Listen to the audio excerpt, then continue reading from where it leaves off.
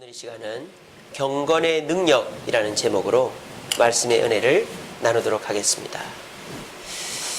자, 앞에 보시면 비슷한 두 단어가 있습니다. 꾸미다, 가꾸다. 비슷한 말이죠. 우리가 물건을 꾸미다, 또 물건을 가꾸다.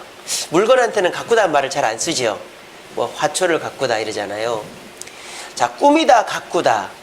한국말로 보면은 비슷한 말이지만은 영어로 보면 전혀 다른 단어입니다. 꾸미다라는 영어 단어가 뭘까요, 승혁이? 굿잡. 예. decorate입니다. decorate. decorate는 장식하다라는 뜻이에요. 장식하다. 자, 가꾸다. 가꾸다. 케어. 예, 케어도 가꾸다죠. 예, 그렇지만 cultivate가 가꾸다라는 뜻이에요. 예, culture. 문화라는 것이 여기서 나왔죠. cultivate. 그래서 cultivate라는 말은 경작하다, 재배하다라는 뜻이에요. 그러니까 영어 단어로 보면 전혀 다른 단어예요. decorate는 그냥 꾸미는 거예요. 아름답게. 하지만 cultivate는 재배하고 가꾸는 거죠. 그러니까 decorate는 생명이 없는 거예요. 그냥 아름답게만 하는 거예요. 하지만 cultivate는 생명이 있는 거예요. 생명이 자라는 거예요. 좀 더 이해하기 쉽게 예를 들어 보겠습니다. 데코레이트의 대명사는 뭐죠? 뭐니 해도 성형수술이 되겠죠. 자, 이 앞에 있는 연예인이 누군지 아시겠습니까? 예? 맞습니다. 예, 역시 우리 혜진자매 잘 아시는군요. 홍수아라는 탤런트예요. 근데 원래 이렇게 생겼었어요. 그렇게 이쁜 얼굴은 아니죠. 개성 있게 생겼죠. 그러니까 들어오는 역할이 선머스마, 무슨 말갈량이 또는 고집센 여동생 이런 역할밖에 안 들어오는 거예요. 그러니까 이 홍수아가 성형수술을 한 거예요. 전혀 다른 여자가 됐죠. 그죠? 이렇게 했는데 엄청 이뻐졌어요. 그게 별명이 생겼어요. 홍빙빙이라고. 중국의 판빙빙이라는 연예인이 있거든요. 그래서 닮았다고. 그래서 얼마나 좋습니까? 이뻐졌으니까. 성형수술이 나쁜 거 아니잖아요. 저도 좀 고치고 싶은 데가 있지만 돈이 없어서. 근데 제가 이제 그 라디오스타라는 프로그램이 나온 걸 봤는데 웃지 못할 이야기가 있었어요. 이 홍수아 씨가 성형수술을 했는데 화장을 안 하고 북경공항에서 한국 가는 비행기를 타려고 했답니다. 근데 검색대에서 잡더래요. 사진하고 얼굴이 다르다라는 거죠. 그래서 중국 사람이 물어보는 거예요. 얼굴이 다르다. 너 이 사람 맞느냐? 이러는 거예요. 그러니까 홍수아 씨가 내가 맞다 그런 거예요. 안 믿어주는 거예요. 그래서 홍수아 씨가 뭐라 그랬는지 아십니까? 내가 여기도 고치고 저기도 고치고 여기도 고쳐서 그렇지 나 맞다고 그랬다는 거예요. 그 사진은 성형 후 사진인데도 화장을 안 해가지고 그래가지고 좀 잡혀있다가 왔다 그래요. 그러니까 이런 성형 수술은 꾸미는 거지만 이것이 본질이 바뀌는 건 아니잖아요. 강단이 있습니다. 여기 우리가 꾸며놨어요. 꽃꽂이를 해놨어요. 자, 이게 영원토록 가는 겁니까? 생명이 있어서 자라는 겁니까? 아니죠. 이거는 지금도 시들어 가고 있고 시들어 가요. 이건 이제 교체를 해야 되는 거예요. 꾸미는 것은 그 유한한 것이고 일시적인 것입니다. 근데 가꾸는 걸 볼까요? 농사 짓는 걸 생각해 보세요. 여러분 지금 논과 밭이 통통 비었습니다. 그런데 농부들은 거기다 뭘 뿌려요? 거름을 뿌려요. 왜 거름을 뿌리죠? 텅텅 빈 아무것도 없는 데인데 가꾸려고 뿌리는 거예요. 또 농부들은요, 봄이 됐습니다. 봄이 돼도 논밭에는 뭐가 있어요, 없어요? 아무것도 없어요. 근데 농부들은 봄이 되면 뭐래요? 밭을 갈아요. 뒤집어 엎어요. 그리고 난 다음에 뭐래요? 씨를 뿌려요. 하루 이틀 지나도 아무것도 안 나요. 근데 한 달, 두 달 지나면 식물이 자라는 거예요. 그래서 열매를 거두는 거예요. 이거를 가꾸는 거예요. 이게 재배하는 컬티베이트가 되는 거예요. 자, 제가 왜 이거를 비교해 드렸냐면 오늘날 성도들의 모습이 가꾸는 성도냐 꾸미는 성도냐라는 것을 한번 점검해 보자라는 것입니다. 오늘날 성도들은요, 우리가 신앙을 가꿔야 함에도 불구하고 꾸미는 것에 만족하는 성도들이 있어요. 우리가 뭐뭐 하는 척이라는 말 있지 않습니까? 뭐뭐 하는 척, 믿는 척, 예수 잘 믿는 척, 봉사하는 척, 헌금하는 척, 기도하는 척, 성경 읽는 척 하는 성도들이 있어요. 꾸미는 성도들이죠. 하지만 그 꾸미는 것은 겉으로는 좋아 보일지 몰라도 잘하지 않는 거예요. 변화가 없는 거예요. 하지만 가꾸는 성도들을 봅시다. 가꾸는 성도들, 겉은 화려하지 않습니다. 논과 밭이 텅텅 비어 있어도 그 논에다가 거름을 주고 밭을 뒤집고 씨앗을 뿌리는 것처럼 겉으로 볼 때는 초라하고 아무것도 없지만 새벽마다 나와서 기도합니다. 누가 알아주든 말든 기도하고, 집에서 성경 읽습니다. 누가 알아주든 말든, 거리에서 전도합니다. 누가 알아주든 말든. 하지만 그렇게 성경 읽고 기도하고 전도하는 성도는 변화가 되더라는 거예요. 교회는, 신앙은 변화를 동반하는 곳입니다. 신앙의 변화가 어떤 것들이 있죠? 우리는 구원받았습니다. 구원받은 자에게는 어떤 변화가 있을까요? 기쁨이 있는 거예요. 우리가 힘들고 어렵다가도 교회 올 때면 나는 구원받았지, 나는 천국까지, 힘들어도 어려도 나는 천국 백성이지, 기쁨이 있는 거예요. 자기의 신앙을 가꾸는 성도는 기쁨이 있는 성도입니다. 또 가꾸는 성도는 말씀을 들으면 깨달아져요. 오늘 이 자리에 나오신 여러분들처럼 초롱초롱한 눈망울로 저를 씹어 잡수실 것처럼 저를 째려보고 계시는데, 여러분들은 살아있는 성도들, 가꾸는 성도들이에요. 이 금요일 오늘 얼마나 추웠습니까? 근데도 이렇게 교회 나오신 것은 말씀을 듣고 기도하고 싶은 마음이 있어서 온 거 아니에요. 그 변화의 증거죠. 예수를 진짜 믿고 가꾸는 성도는 말씀이 깨달아지는 거예요. 말씀 들을 때 졸리고 딴짓하고 왜 이렇게 늦게까지 하나, 저 목사는 했던 말 또 하네, 이런 생각을 하는 것이 아니라 저게 내 얘기네, 어쩜 내 속을 저렇게 잘할까, 주여 내가 죄인입니다, 이러는 사람이 진짜 가꾸는 성도죠. 그리고 기도를 해도 응답을 받아야 가꾸는 성도가 되는 거예요. 해라니까 억지로 하고, 해도 응답이 안 되니까 안 하고 이러는 게 아니라, 응답이 되든 안 되든 새벽마다 나와 기도하고 교회를 위해 기도하고 국가를 위해 기도할 때 하나님께서 응답해 준 걸 체험하면 기도를 못 내려놓고 기도에 중독이 되는 거예요. 저도 새벽마다 기도를 합니다. 저는 새벽 기도를 아무도 안 나와도 저 혼자 할 거예요. 왠지 아세요? 저는 기도에 중독이 됐거든요. 여러분, 기도의 맛을 한번 들여보십시오. 이거 못 끊습니다. 술, 담배 저리 가라입니다. 왜 그런지 아세요? 제가 누군가를 위해 기도합니다. 근데 제 머릿속에 그 사람한테 전화를 한번 해보고 싶다는 마음이 들어요. 전화를 합니다. 목사님 어떻게 하시고 전화하셨어요? 우리 어머니가 병원에 입원했어요. 그런 일이 한두 번이 아니에요. 그리고 또 제가 어떤 사람한테 기도를 해주고 싶어서 기도를 하다 전화를 했어요. 목사님 감사합니다. 그 일이 해결됐어요. 목사님 기도 덕분이에요. 여러분, 그런 거 경험해 보세요. 그러면 기도를 끊을 수가 없어요. 그리고 기도하다 보면 그 사람이 궁금해지고 기도하고 계속 그게 맞물려 들어가는 거죠. 기도는 반드시 응답이 있습니다. 또 전도해 보신 분 계십니까? 전도해 보면요, 열매가 맺힙니다. 저도요, 여러분들 아시다시피 현대자동차 다니는 제 친구, 하남 사는 친구 제가 전도하고 있잖아요. 근데 얘가 참 교회를 안 올라는 거예요. 근데 결국은 이제 초청잔치 때마다 오잖아요. 근데 제가 어떻게 했냐면, 야, 네 아들 그렇게 친구도 없이 지내면 되겠느냐, 네 아들 좀 친구를 만들어라. 그러면서 우리 다은이가 네 아들을 너무너무 보고 싶어 한다. 우리 다은이가 카톡을 가지고 네 아들이랑 좀 카톡을 하고 싶어 하는데 카톡을 좀 연결해 주면 안 돼. 그러니까는 애가 엄청 좋아하는 거예요. 그런데 이제 그 집 큰아들이 윤철이가 우리 집에 오면 너무 좋아해요. 그래서 걔가 교회를 오는 거예요. 매주일 옵니다. 그러다가 지도 오겠죠, 그죠? 발목 잡혀가지고.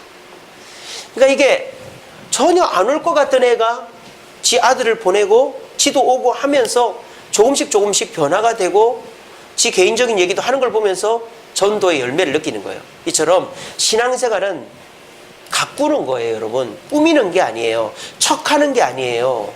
왜 가꿔야 되는 줄 아세요? 가꿔야 능력이 생기기 때문입니다. 오늘 본문에 뭐라고 그랬죠? 오늘 이 시대는 어떤 시대다? 경건에 뭐만 있는 시대다? 모양만 있는 시대라고 그랬어요. 경건의 모양만 가지고 이 시대를 버틸 수 있을까요? 없습니다. 하나 예를 들어볼까요? 제가 오늘 우리 교회에 나오시는 윤덕윤 목사님 식사를 했습니다. 원로 목사님. 그 목사님이 저한테 한 가지 화두를 던지더라고요. 그 목사님하고 대화하면서 제가 많은 깨달음을 얻는데, 박 목사, AI에 대해서 생각해봤느냐 그러는 거예요. 저 생각 잘 못해봤는데요. 그 목사님이 이렇게 얘기하는 거예요. 제가 깜짝 놀랐어요. 그런 해안을 갖고 계신 줄은. 지금 우리가 달나라에 가고 스마트폰을 개발하고 무슨 무인 자동차를 만들고 한다 그러잖아요. 이게 몇 년 사이 일어난 일일까요? 100년도 안 돼요. 100년 사이 일어난 일이에요. 그 목사님 그러는 거예요.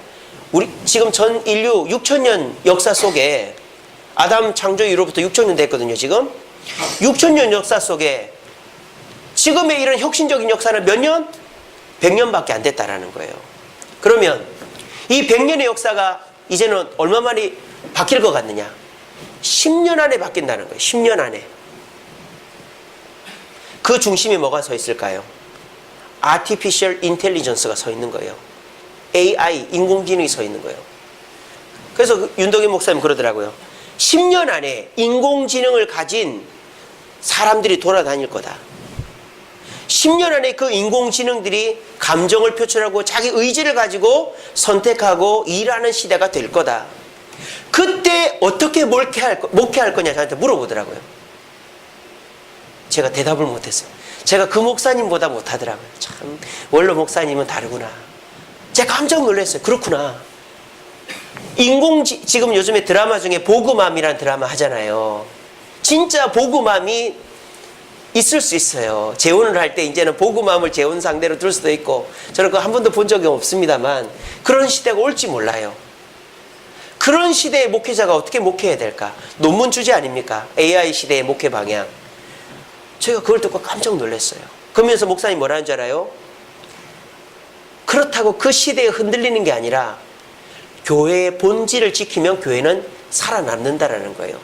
아무리 AI가 인간과 똑같이 돌아다녀도 범접하지 못하는 영성의 영역이 있다는 거예요. 그래서 목사는 기도하고 말씀 연구하고 전도함으로 목사다움은 AI 시대가 와도 이길 수 있다라고 말씀을 해주시더라고요. 제가 그 말 듣고는 깜짝 놀랐습니다. 여러분, 이제는 인간들이 신의 영역에 도달하고 있어요. 여기 머리 나쁜 분들 계시죠? 한 방에 머리 좋아질 수 있습니다.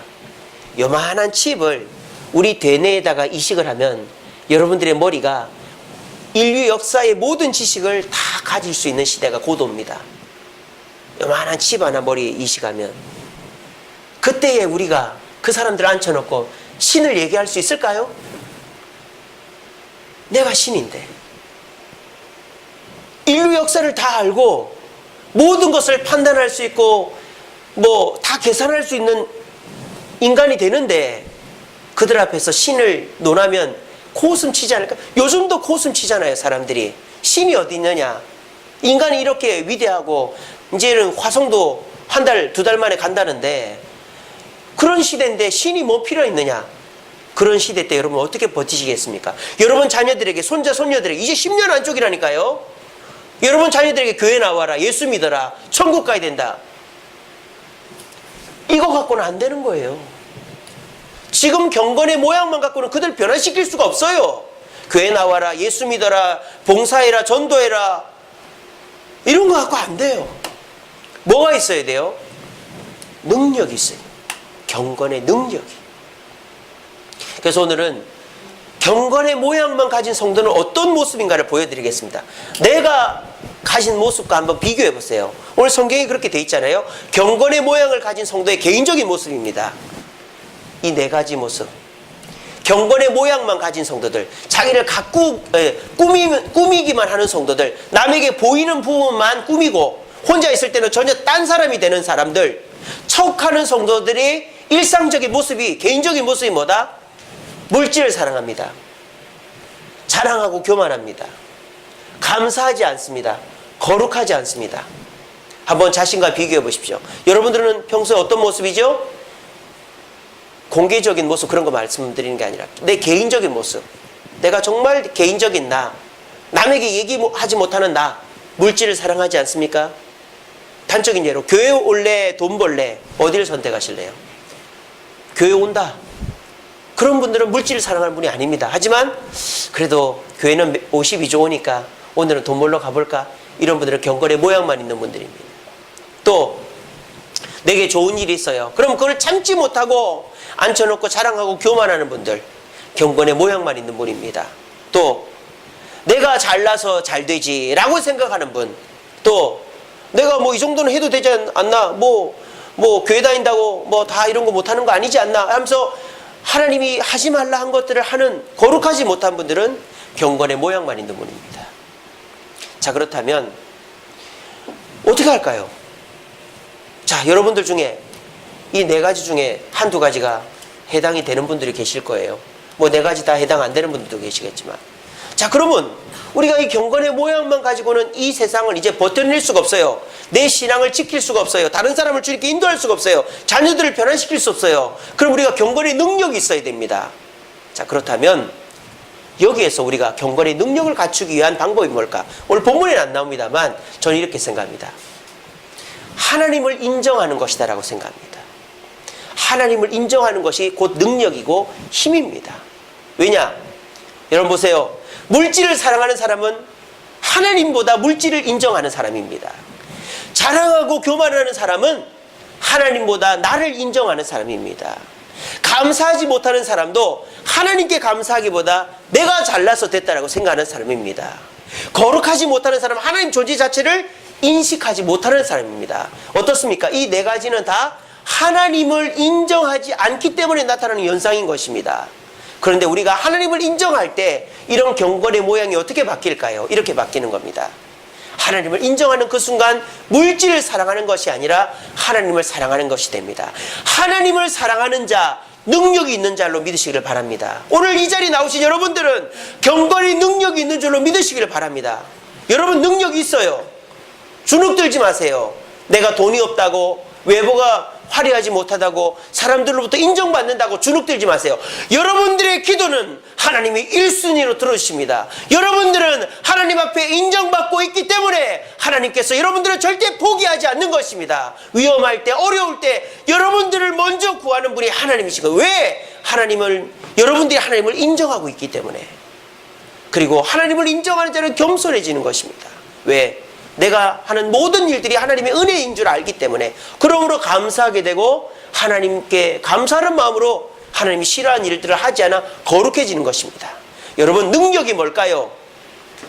설교 잘하고 기도하면 응답받고 돈 많이 벌고 얼굴 이쁘고 사람들한테 인기 없고 이게 능력입니까? 그거는 능력이 아니고 모양입니다. 그건 쓸데없는 겁니다. AI 시대의 신앙인들에게 쓸데없는 겁니다. 이제 이 미래 시대에 우리에게 있는 경건의 능력이라는 것은 하나님을 사랑하는 것입니다. 교회 나올래, 돈 벌래, 하나님 믿을래, 나 믿을래, 하나님을 선택하는 자입니다. 그리고 어떤 좋은 일이 있어도 하나님께 감사하고 겸손하고 거룩하게 사는 자가 진짜 능력 있는 자의 모습이라는 것입니다. 오늘 이 자리에 오신 분들 괜찮습니다. 우리는 변화되어져 가는 사람이에요. 지금 당장에 부족한 모습이 있다고 해서 좌절하거나 절망할 필요 없습니다. 마귀는 어떻게 하는 줄 아세요? 네가 그따위로 하면서 교회를 가? 네가 그따위로 하면서 목사야, 장로야, 권사야, 집사야? 네가 그렇게 하면서 변화되겠다고 때리치워. 마귀의 음성입니다. 여러분들 마음에 지금 그런 음성이 들리지 않습니까? 그래, 나는 물질을 사랑하니까 안 되겠네. 나는 자랑하고 교만하니까 안 되겠네. 나는 감사하지도 않고 거룩하지도 못하니까 안 되겠네. 마귀가 주는 생각입니다. 우리 주님은 언제까지? 지난주에 설교했잖아요. 사울이 죽기 직전까지, 가룟 유다가 예수님 팔기 직전까지 용서의 기회를 주셨다고요. 여러분들도 마찬가지입니다. 지금 이 순간 회개하고 하나님을 인정하겠습니다. 물질보다 하나님이 중요합니다. 내 자랑보다 하나님 앞에 겸손하겠습니다. 하나님께 감사하고 거룩하겠습니다. 그렇게 하나님을 인정할 때 여러분들에게는 능력이 시작되고 그 능력으로 어떤 어려움이 있어도 승리하게 될 줄로 믿으시기를 바랍니다. 두 번째로 경건의 모양만 가지고 있는 사람들의 관계적인 모습입니다. 사람과의 관계적인 모습. 자기 자랑을 많이 하는 거예요. 여러분 혹시 사람 만나면 자기 자랑 많이 하십니까? 그러면 상대방은요 주눅이 들거나 그 사람을 비꼬옵니다. 어이구 네가 그렇게 잘났어? 얼마나 잘 되는지 보자 이럽니다. 또 자기 자랑 많이 하는 사람은 그래 저 사람은 저렇구나 나는 이게 뭐야 주눅이 듭니다.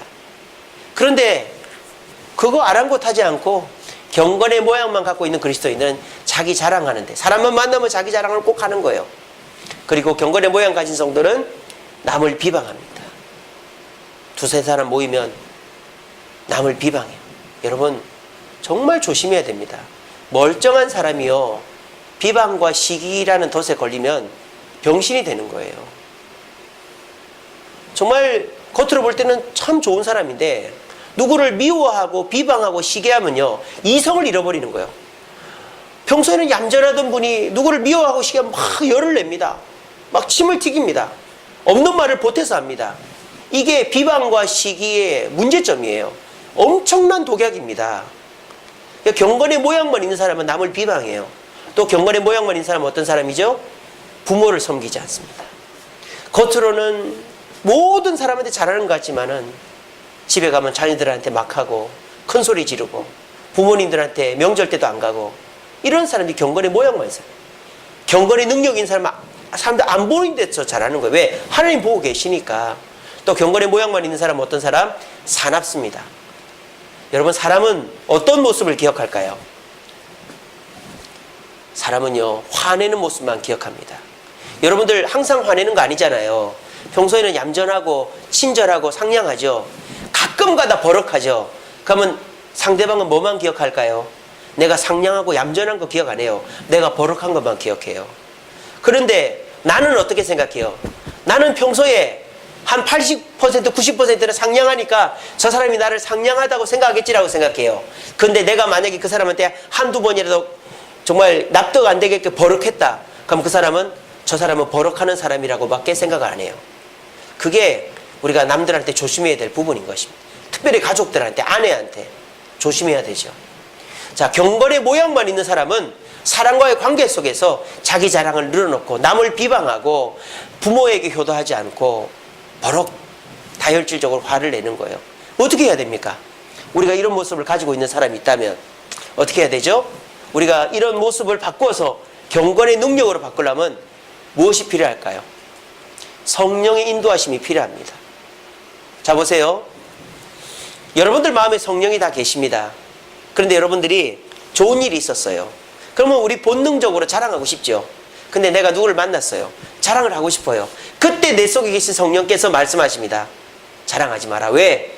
그 자랑을 하면 나는 기분이 좋지만 상대방은 어떨까요? 아까 말했죠? 우월해지거나 나에 대해서 악감정을 가지게 된다고 그랬잖아요. 그걸 성령이 가르쳐 주는 거예요.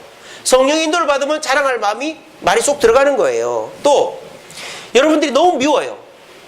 상대방이 나한테 실수하고 나를 막 모함하고 공격할 때 밉잖아요. 그럴 때 우리가 사람들 만나면 만나는 사람한테마다 저 사람 나한테 이랬다고, 너무 밉다고, 저 사람들 이러면서 비방하고 싶어요. 그때 성령께서 내 마음속에다가 비방하지 말라고 하는 거예요. 왜? 그 비방만큼 나를 바보 만들고 병신 만드는 독약이 없기 때문에요. 여러분, 여러분들이 누구한테 비방하죠? 그러면 내 비방을 듣는 사람 속으로 뭐라고 생각하잖아요? 니나 그 사람이나 똑같다 그러는 거예요. 여러분 명심하세요. 내 비방을 들어주는 사람이 야, 저 사람 이랬어. 내가 너무 억울해. 그렇지, 내가 억울한 거 맞지? 그러면 그 사람은 내 얘기를 듣는 사람 뭐라 그래요? 그래, 맞다. 너 정말 억울하겠다. 그래 말하죠. 속으로는 뭐라고 생각하죠? 니나 걔나 똑같다 그래요. 절대 비방한다고 상대방이 나에 대해서 좋게 생각 안 합니다. 비방은 100이면 100 좋은 게 하나도 없어요. 또 우리가 부모가 내가 이렇게 잘할 때 잘 안 해주고 그리고 뭐 이렇게 서운하게 하는 게 있다 칩시다. 근데 부모하고 다투고 신앙 성장하는 거는 그거는 거짓말입니다. 저도 아버지랑 굉장히 사이가 안 좋았는데 신대원을 가려고 보니까 아버지가 걸리는 거예요. 아버지랑 풀고 신대원을 가야지 이대로 신학했다가는 반드시 마귀가 내 발목을 잡겠구나. 물론 그때 저희 아버지 교회 다니고 있었습니다만, 그래서 제가 1년을 아버지랑 싸웠습니다. 학원에서 강사할 때인데 월급 타면 아버지 제가 보신탕 사드릴게요. 아버지 제가 삼계탕 그래서 아버지 쉬는 날 꼭 식사를 하는 거예요. 그러면서 제가 아버지 밥 사드리고 묻는 거예요. 아버지는 왜 저한테 그때 그러셨습니까? 아버지는 왜 엄마한테 그랬습니까? 아버지는 왜 저한테 사랑한다 말 한마디 안 했습니까? 아버지가 아무 말을 안 해요. 그냥 듣고만 있어요. 근데 제가 너무 열불이 터져가지고 막 얘기하면은 내 성격이 안 그런 걸 어떡하노? 막 이러면서 얘기를 하시더라고요. 그래서 1년 동안 아버지랑 다투고 화해했어요. 그리고 제가 신학 갔죠. 그리고 아버지가 저를 위해 기도해 주시고 지금도 저희 집에 같이 계시잖아요. 그래서 저는 저희 아버지랑 지금 너무나도 가까워졌습니다. 그러니까 신앙생활이라는 게요. 특별히 부모, 형제하고 불편하면서 신앙 성장하는 건 없어요. 반드시 마귀가 그걸 가지고 우리를 공격합니다. 그리고 우리가 버럭하려고 할 때 있잖아요. 그때 한 템포만 늦추면 내 속에 계신 성령께서 그 감정을 늦추게 하십니다. 제가 얼마 전에 TV를 보는데 부부가 나왔어요. 근데 남자가 아내한테 맨날 사상건건 야단만 치는 거예요. 여보 빨리 와. 여보 이게 뭐야. 당신 이렇게 했지. 이러니까 이 모양이지. 사상건건 야단만 치는 거예요. 근데 그 모습이 너무너무 낯설면서도 내가 저 모습이 될 뻔했다라는 생각이 드는 거예요. 저도 예전에 집사람한테 잔소리 엄청 했거든요. 여보 방 좀 치워. 여보 이게 뭐야. 좋은 말로 부드럽게 했지만 근데 어느 순간부터 제가 집사람이 저희 아버지도 모시고 애를 넷이나 키우니까 너무 불쌍해가지고 제가 그런 소리 안 하고 있습니다. 근데 이제 제가 그렇게 집사람한테 잔소리를 1도 안 하거든요. 요즘은 진짜 저희 집사람은 안 그렇게 생각할 수도 있겠지만 진짜 1도 안 하는데 잔소리를 막 늘어놓는 사람을 보면은 제가 뜨끔한 거예요. 내가 만약에 안 변화됐으면 저 남자처럼 저렇게 늙었겠구나 그런 생각을 하는 거예요. 여러분 우리가 경건의 모양만 갖고 있으면 이런 모습을 갖습니다. 근데 우리가 성령의 인도함을 받으면 이 모습이 이렇게 바뀌는 거예요.